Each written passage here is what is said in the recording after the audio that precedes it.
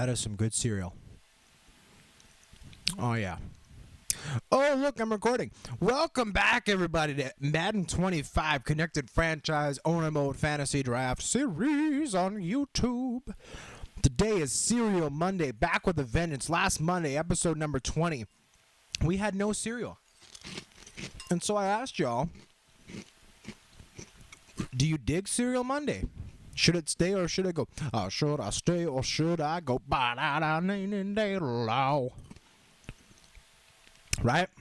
And the overwhelming majority of people balked at the idea of the removal of Cereal Monday. Some people were even like, I don't care about Cereal Monday. I just love that it's unique and it's cool and we should keep doing it.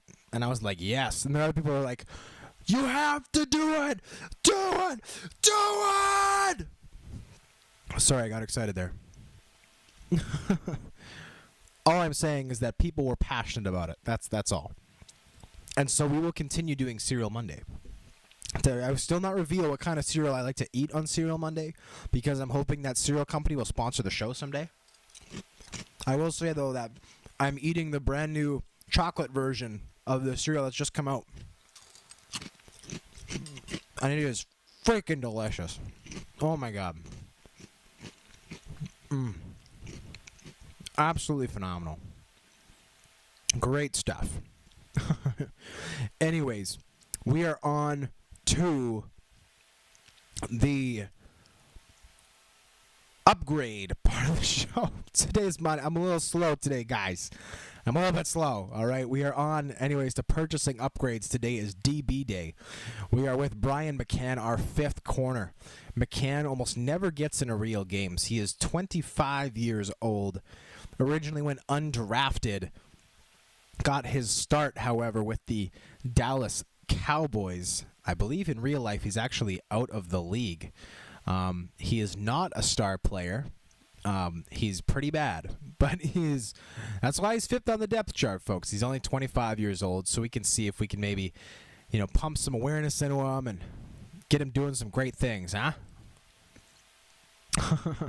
It's doubtful that he'll get into a game, but in the instance that he does, we're going to basically look at giving him man coverage, because that's generally what we like to play in the dime formation, which is where he would get his play time. But we can also look at getting him some other things. Obviously, awareness I pumped up to start, just because with young players, that's where that's just my go-to for where I like to start. Oh, excuse me. Anyways, getting back to Cereal Monday. Obviously, just in case someone's new to this channel, every Monday, which at this point, because we upload videos on this Tuxedo T-shirt channel, Monday through Friday, new videos. Those episodes are 1, 6, 11, 16, 21, and now 26. We eat cereal on Mondays. That's just what we do. We eat cereal, and you don't have to eat cereal if you don't want to. Some people don't like cereal. So eating cereal while watching the video is not required. It's just recommended. Obviously, no one's getting forced to do anything they don't want to do, though. So if you just say, "Oh no, I want to, just sit back and enjoy Cereal Monday," as a non-cereal eating person, then that's cool. We welcome non-cereal eaters.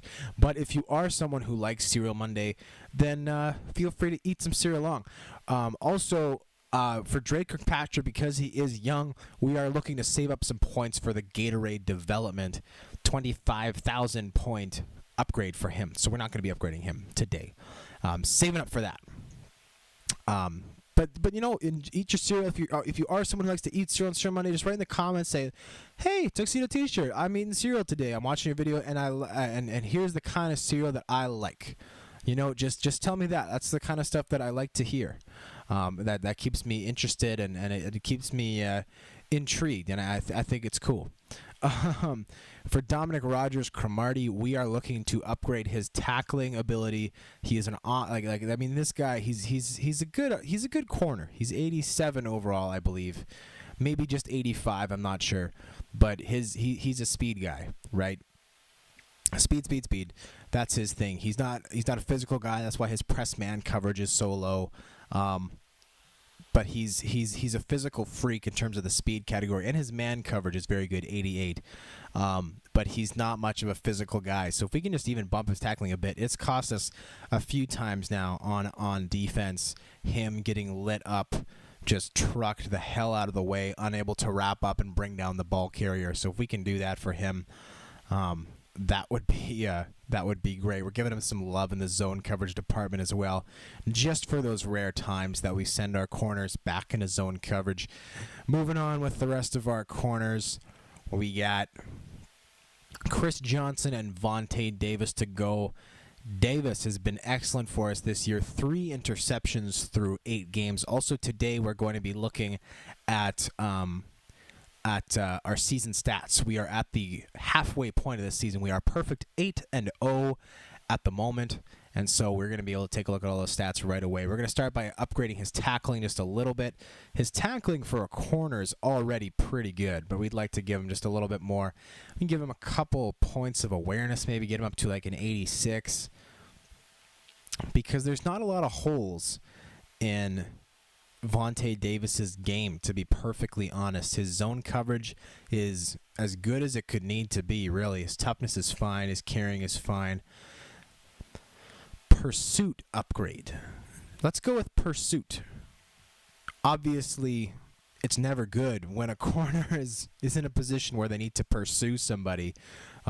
It's generally better when they can outrun the person and intercept the pass, jump higher, whatever else. But just in case, he is in a position where he needs to pursue somebody, let's go with pursuit. I don't think I've upgraded anybody's pursuit so far this whole series. But now, yeah, sure, why not with Vontae Davis? He's already so good that the essentials, I don't want to say are taken care of, because that's kind of presumptuous. But they're at least, they're already off to a good start. Chris Johnson, meanwhile, the veteran, we just want to have him be somebody who can come in and do excellent things as our 4th corner. So we're going to upgrade his man coverage. His upgrades are going to be more expensive because he is older. I'm not sure how old Chris Johnson is, but he was drafted in 03. So he's definitely on the wrong side of 30. I'll check again when we back out of this screen. So his man coverage has gotten a bit of that upgrade. Let's give him his tackling some love. Let's just bump him up to a 53, and that's good for him. Johnson, he has not played amazingly well so far this year. It would be nice to possibly upgrade that corner spot for next year. Anyways, we're on to Jamarcus Sanford at this point. Sanford has been not bad for us this year. Let's see if we can get him into the 80 overall category. Let's start off by giving him some tackling love. Get him up to maybe an 80 if we can. That will certainly help us. Follow that up with some awareness, depending on where that stands. 80 isn't bad. Let's see if we can get him up a little bit better, though. For me, safeties are the ultimate position where awareness is important, because safeties do so many different things. They blitz, they drop back in a man coverage, zone coverage, they run stop, they do everything. They're just they're those type of guys. So they need to be very diverse, and awareness is a big part of that. Play recognition also plays a lot into that. So there we go. That's Sanford, our free safety. Didn't get up to an 80. That's all right. Chris Connie might be the guy of the future for us. I'm not sure. He's been playing well in real life. He looks like Harry Potter also. Actually, no, sorry. He doesn't look like Harry Potter. He looks like Daniel Radcliffe. Let's upgrade his awareness. His tackling, if it's that high up on the list, I didn't see what his tackling rating actually was, but it has to be awful if it's that high. Granted, he is a free safety. Free safeties aren't really known for their tackling ability, but that's beside the point. Let's keep going with the awareness. There it is, up to the 80. Tackling has to be better than a 67. Let's pour the rest of these points into 67. Tackling rating. Even if he never plays on defense, Chris Connie's definitely a guy who plays special teams with his physical abilities. So we need to make sure that he is tackling well. If he's going to be on kick cover, punt cover, whatever else, just pour every last point he has into this one area. We can get him close to an 80, probably finish him off at a 78. Nope, we can't go any higher than 77. That's fine. And let's go play recognition for this last one. There we go. Chris Connie's done. On to our strong safeties now. Start off with the rookie Shamarko Thomas, who has played well for us in moments this year. We are, like Kirkpatrick, going to take a look at his development rating. Depending on what that is, we might be saving up for him. And I think it's worth saving up. It's already normal, but given that he is 22, he's so young, and he gets a lot of playing time, I think it's worth saving up for him. Now on to Gilchrist. Gilchrist is also a youngin'. Let's give him some awareness. Gilchrist actually makes it into the game quite a bit. More than you'd think anyways, being a backup strong safety. He's in a lot on our 3-3-5 formations. He's our fifth guy in there. So he's actually a really important player for us to upgrade. He does a lot of close to the line of scrimmage stuff, covering tight ends, covering slot receivers, running backs out of the backfield, that kind of thing. So his awareness is important. Play recognition is very important. Let's get him a couple there. Tackling should also be upgraded if that's only sitting at a 70. Let's see if we can get him up even to like a 75 area. And then coverage after that would be the most important thing. I'm sorry, I'm a little under the weather today, guys. My voice is never that clear at the best of times. I understand that I am working towards fixing that. But it's probably especially bad right now. And his zone coverage is actually already pretty good at 86, but we can bump that up just a bit. What's his man coverage like, actually? Let's quickly check that. Man coverage 78, but a much more expensive upgrade. Maybe that's where we'll go next. All right, and now, you know what? We're at the bottom of the list. Let's go with the Zerline. Let's do our specialists. They're so fast to do. Kicking accuracy, boom, 5,000 points, and you're good to go. Then Sam Martin, the punter. He's got 11,000 points to play with. Let's go. Let's just go punt accuracy. There we go. Put a couple points in there. That's up to 91. And there we go. So we've upgraded our list of players, which is wonderful. We'll come back, be at the top of the list of the quarterbacks on Wednesday in episode number 28. Get more cereal. I love it. Now, in case you didn't watch last episode, practice and upkeep video, which would have been on last Thursday, we've been looking basically at we were for our first pick anyways. We were looking at the tight end Speedy Bales and the tight end Eric Baldwin, and then the defensive tackle Stevie Mayer and Merrill Ritter. What we discovered is that we didn't really like what we saw, and so now we're looking at kind of these three guys. I should explain. We didn't like what we saw a whole lot from our defensive tackles. So it's looking like with our first pick, which will hopefully be in the very late first round, going with Speedy Barrels or Eric Baldwin at the tight end slot. And then at defensive tackle, going there with our second round pick. So we're going to start off today with Jordan Adantor. We're going to save up some points so that we can check out his overall rating next time we can scout, because it is a very expensive thing to scout. It's 2,000 scouting points, but we'll check out some things here. Strength is not very good. Power moves, just to see. Tackling, just to see. Awareness, just to see. Block shedding is a B. Finesse moves, B. So he appears to be not actually a lot of what we're looking for. Speed is a B. Not a lot of what we're looking for. We're looking for someone who to replace Casey Hampton, who is the ultimate bump on a log, for lack of a better term. Sorry, Casey. Bump on a log defensive tackle who can just run stop like there's no tomorrow. And this guy, Jordan Adantor, 6'3", 274, not a very heavy defensive tackle, the lightest and the shortest of these three guys.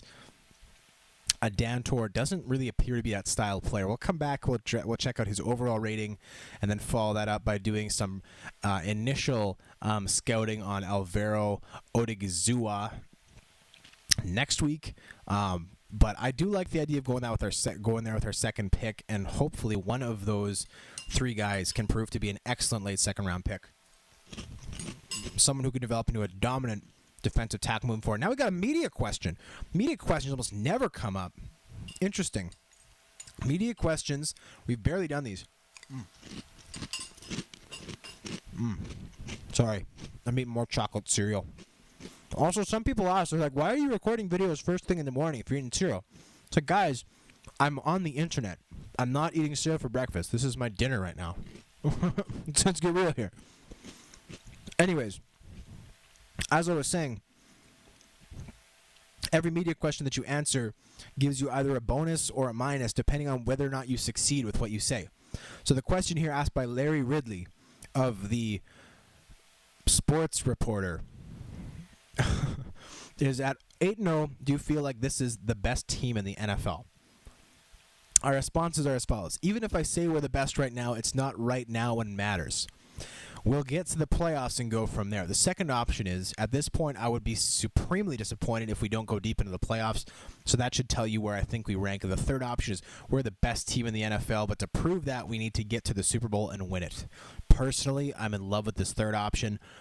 We're the best team in the NFL. I think right now we can say that. But I like that we are also backing up that statement by saying, but we need to prove that. But to prove that, we need to get to the Super Bowl and win it. I'm going with that one. Per win, we get plus 1% in concession prices. Per loss, we get minus 5%. Ouch. But hopefully the fans will look at that and gain some inspiration for how we are putting our money behind our mouths for that advance week. Now, as we advance this week, because we are at the halfway point of the season, I'm going to update you guys all on season statistics. Also, it should be said, I forgot to update you guys on this. In week number 7, when Ronnie Brown rattled off his 4 touchdowns, he was named the Offensive Player of the Week for the AFC. Just thought I should let you guys know that. He is our only Player of the Week so far on offense or defense.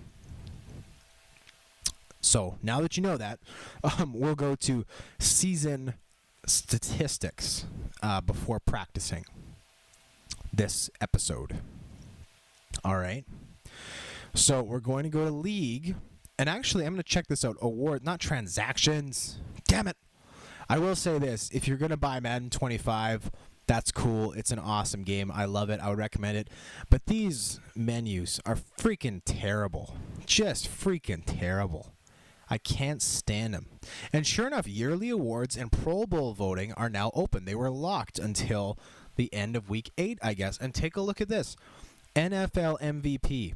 Ronnie Brown, Aaron Rodgers, 2nd and 3rd overall vote. Tim Tebow? Tim Tebow? Jesus. Anyways, let's take a look. We haven't played any of these teams so far. Titans, Packers, Patriots. We have played Joe Flacco and the Patriots. We played them in game number 1. We have not played the Giants. We have played Josh Freeman and the Redskins in the preseason, and we played EJ Manuel. Up for league MVP. Let's keep going. Coach of the year, Doug Maroney, 8-0. MVP. Oh, those are the only 2. Oh, that's lame.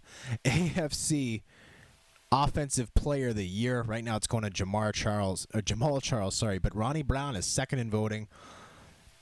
Interesting that Aaron Rodgers is not on the list. He's on the list for MVP, but he's not on the list for Offensive Player of the Year. Defensive Player of the Year. We don't appear to have anybody in the top 10. That's kind of disappointing, especially considering we have the best defense in the league right now. Offensive Rookie of the Year, we got nobody on the docket. Defensive Rookie of the Year, again, nobody on the docket. So Shamarko Thomas and John Bostic not on the list. Interesting. And that's also interesting. Top 10 quarterbacks in the AFC. Aaron Rodgers is getting no love. I know his passing numbers aren't amazing, but geez.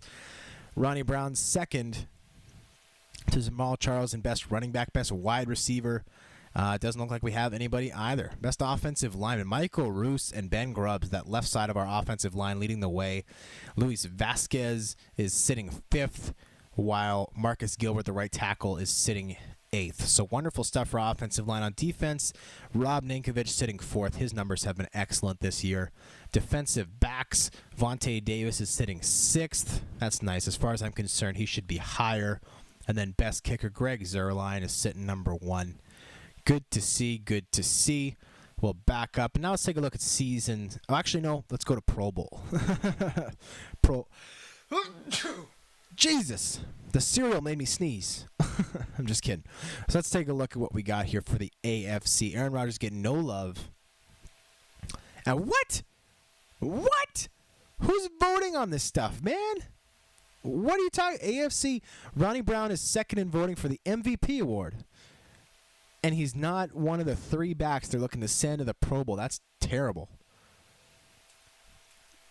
Wow, we have no candidates.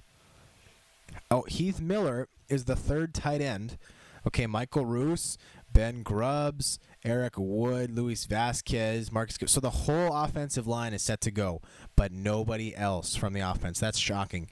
On defense, we got Rob Ninkovich set to go and Vince Wilfork set to go. That would be wonderful to see them both attend the Pro Bowl. Nobody on the back end, and not our kicker or punter. That's kind of disappointing. And that's everybody. So our whole offensive line and half of our defensive line. Now, when we started this franchise, we did say that we were going to be a team that was based heavily around our offensive and defensive lines. That was a big part of what we wanted to do. So maybe for that reason, it's not surprising that that's our bag, but it still is kind of disappointing that that Aaron Rodgers and Ronnie Brown are kind of getting snubbed in certain areas. Oopsies, no, we want to go to player stats. We don't want team stats. I mean, maybe, let's check out team stats. May as well. Total yards gained. We are 1, 2, 3, 4, 5, 6 worst in the NFL. Now, a lot of that has to do with the sliders and the time of possession things. Like, we're going to have a lot of numbers slanted towards our defense. But that's beside the point. Bills 4th fewest passing yards in the league. Rushing the ball, we are right in the middle of the league. We're not top 10 or bottom 10. Points per game, we are sitting nice and high, 4th in the league at 26.3. Actually tied for 2nd with 26.3 points per game. Passing touchdowns, we are sitting in tied for 3rd place with 11. Rushing touchdowns, I imagine we are first by a long shot. Yeah, first by 4 with 15. That's phenomenal. First downs gained with 112. Excuse me. We are in the middle of the pack again. On defense, let's just take a look at our defensive numbers. Total yards allowed, we are best in the entire league by 300 yards. 1638 allowed. Yards passing allowed, we are first again with 1133 against us. Rushing yards, we are first by over 100 yards. We've allowed just 505 yards. The next best is the Bears at 630. Points allowed, we are second best in the league. The Jags have allowed just 106. We have allowed just 107, one worse. QB sacks, we are in the middle of the pack with 12. Fumble recoveries, we are one of many teams that have none. Though with interceptions, we sit in 5th place behind the Jags and Redskins tied with 12, Panthers and Eagles tied with 11, and there's us sitting with 10. Not bad. So as you can see, we are definitely, the numbers are slanted heavily towards the defensive side of the ball, but that's all right with me as far as I'm concerned. The next, now how do we get to, here it is. This must be it. It must be it. No, wait, no, this is league. No, I want to see our own stats. So that must be team. Team stats. So that's what I just clicked on. I don't want to see team's stats. I want to see our own stats. I've done this before. Is it just, no, it can't be. Yeah, yes, no, yes, no. Yes, no, yes, no. Yes, no. Maybe there's a way to take a look at stats through the team roster. I'm sorry, I should have checked this ahead of time. I really should have. And no, it's not here. It's not here. How do I do this? I should have figured this out off camera. I apologize. It's the one thing that I was supposed to check to do that I didn't do, damn it. Damn it. You know, we will do this next week. Because though player stats should be like abundantly obvious on the thing, the interface here, it's not. Team stats, yes, I understand it's team stats. I want to see player stats. Maybe this is it. League leaders, team stats, view team cumulative stats. Isn't this what we just looked at? Why do we have to find this in 2 ways? No, we just looked at that. I don't want to look at that, you stupid interface piece of crap. I don't want to see coach stats, career stats, season stats. View the league stats for the season. Here's what we want. All right, here we go. We got this week. So Aaron Rodgers, a very impressive 122 passer rating on the year. His completion percentage, I know at least last time it was through, I think it's gotten better. 76%, 110 for 144. He's only got 1,274 yards. Not the greatest total to have through 8 games, but he's got 11 touchdowns to just 2 picks, which I'm really proud of. And in 8 games, he's only been sacked 5 times. So we know we're doing a good job avoiding him taking hits. There you go, 160 per game in terms of yardage. And Jason Campbell, he has very spot duty, but man, he's been good when he's been called upon. 4 for 4 for 25 yards and no picks. That was 4 for 4 for 60 yards. I apologize, got the yardage wrong there. Rushing the ball, here we go. These are some killer stats across the board for our 3/4-headed monster. Ronnie Brown, 100 carries for 587 yards. 5.9 yards per carry. He's got the bulk of the carries. The next most carries goes to Brandon Jacobs. He's got 29 for 116 and 3 touchdowns, all of which came in our last game, surprisingly. Next most carries is Darren Sproles, 19 carries for 177 yards. He's averaging 9.3 yards per carry. That's phenomenal. And Ryan Williams has 7 for 33. Aaron Rodgers has 12 for 7 and a touchdown.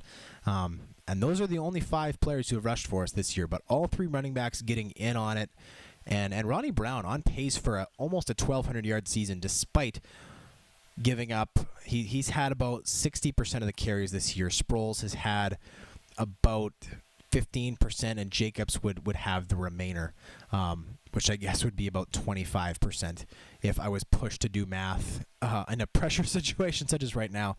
And so you can see how the stats have flipped here in yardage.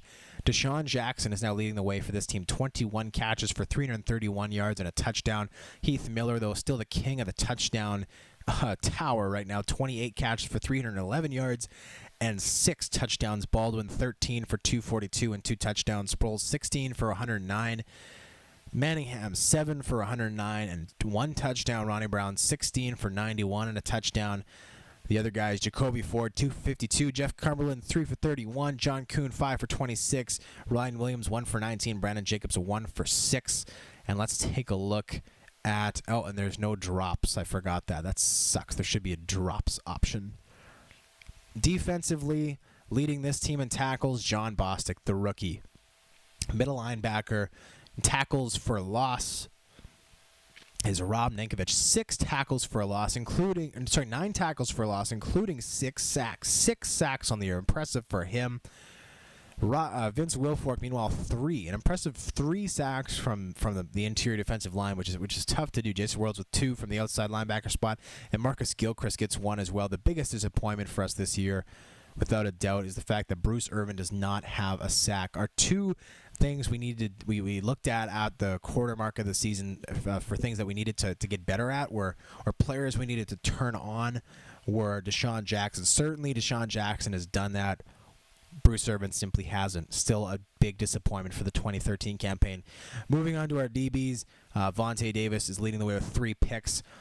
Dominic Rodgers-Cromartie and Justin Duran have each chipped in 2, while Worrells, Bostic, and Kirkpatrick have each thrown in 1. And then kicking, Greg Zuerlein is 7 for 8. Sam Martin has just 3 punts, but he's averaging 49 yards per punt, which is pretty darn good. Kick returns, Jacoby Ford is averaging 30 yards per return. Obviously, that's skewed because he has a couple of big ones. None for a touchdown yet, but he does have a couple of big ones. And then punt returns, Jacoby Ford is averaging 20 yards per return, which is ridiculous. Still no touchdowns, but some very, very nice returns mixed in there. And, folks, that's our season stats up to this point. So let's move on. Let's go on to our practice situation for today. All we've decided for this season is that we are never going to do, what was it again? Oh, frick. Oh, I forgot. I'll remember as soon as it pops up as a practice option. Down by 2, that's the one that we were never going to do. So maybe let's look at doing this one. Up by 3. If you got 3 minutes to go and you're up by 3, hold on to win it. 2,000, 1,000. Let's do this shit. We know the practice for us. This is we're talking about practice. This is something that we are all about. We know all about it. There's no mystery here. Let's get into a practice session. Let's do what we did last game, which was torch the freaking practice team in overtime and just collect our 2,000 points, then walk away like the practice team owed us money. That's what I think we should do. Just go in there, light them up, and be awesome in the process. All right, here we go. I think in case you didn't watch episode number 24 saw us get back on the horse. We were officially off the horse, having lost 2 straight practice sessions. We've only blown 3 for this entire series so far, but we had blown 2 straight, and last week we got back in on it, and we decimated this practice squad. So here we go. This week we got our practice squad is 3rd and 5 at our 20-yard line. Let's be wary of them possibly putting this ball on the ground in a sneaky fashion. Sure enough, they do on the draw. Casey Hampton blows the tackle, and the halfback rushes for 9 yards. That's brutal. I saw it coming. Hampton got hands on him, and nothing happened. Running back just beat us. Bostic in on the blitz now. Let's see if we can do some damage in the backfield. Bostic gets great penetration, and Shamarko Thomas, the rookie free safety, strong safety, comes up and just obliterates the running back. The running back actually made a great cut to avoid Bostic and the pressure, but still got destroyed on his way through that play. So what should have happened on the 3rd and 5 play just occurred, where the running back got decimated in the hole, and this practice squad is now stuck with 2nd and 10 from our 11-yard line. They hand it off again. There's Bruce Irvin with a nice tackle, setting up 3rd and 7. We are going into a base formation. John Bostic covering the tight end, and he's sacked by who else but Rob Ninkovich with the impressive sack. We are going... Yes, Rob Ninkovich has a very impressive sack, ladies and gentlemen. We all just saw it. Moving on from that immaturity, it is now 4th down, so the practice team will have to kick a field goal. We stop the clock so that we will have some more time to work with once we get the ball back. The name of the game for us will be to drive the field after returning this kick with Darren Sproles. He's got some good blocking set up here, and he's not able to kick it outside, but he does get up to the 28-yard line, a pretty good place to start the drive. We will look to get to at least the opponent 38-yard line. That would set up a 55-yard field goal for Greg Zuerlein. 55, I think Greg Zuerlein could kick even as far as a 63-yarder, but 55, it would be nice to keep it in that range just to play it on the safe side. There's a pass to Jeff Cumberland, who has been so good for us this year when given an opportunity. He gets up the sideline there, a nice little speed move after breaking a tackle, and he gets out of bounds to set up 2nd and 2. Very nice to see. Nice play by Jeff Cumberland. Again, every time Cumberland has had a chance, he has proven his worth time and time again. I called a little draw play by accident here, to be honest. I meant to select a different play. We're going to go play action here. Hopefully just get it underneath to Baldwin. And we do that. Baldwin, is it even not a first down, 3rd and inches. And considering the clock is running, I think we have to keep the ball in the air here. We'll go in the air. Hopefully we either get the first down, or in the case that we don't get the first down, we can stop the clock, and we will be able to do that. Doug Baldwin makes a nice catch, and he gets straight out of bounds. So we are now down to our own 48-yard line. We are just 14 yards short of where we said we wanted to be for this upcoming Greg the Leg field goal. So we have some nice play action, nice protection. And Baldwin makes almost an identical catch to the last one he just made. And so now on the opposing 42-yard line, our playbook is kind of wide open. We have a full minute left, 59 seconds left if you want to be a stickler for detail. But we can I'd like to just play it safe and make sure that we don't, throw a pick or do something really stupid like that. Darren Sproles comes wide open, and ladies and gentlemen, that's going to put us beautifully in field goal range. Darren Sproles, who has been so good out of the backfield so far this year, does it again. We are just going to run this ball through with the I formation up the gut. See if we can get a few yards. Basically, we just want to put the ball into the middle of the field and in such a way that will allow us to run the clock down to 0 seconds because, of course, we have no timeouts, so we can't actually stop the clock when it hits 0 or when it hits not 0. Obviously, we're not going to stop when it hits 0 for a field goal, but when it hits 2. So we'll wait till there's 2 seconds left on the clock, and then we'll hit it with Greg the leg from...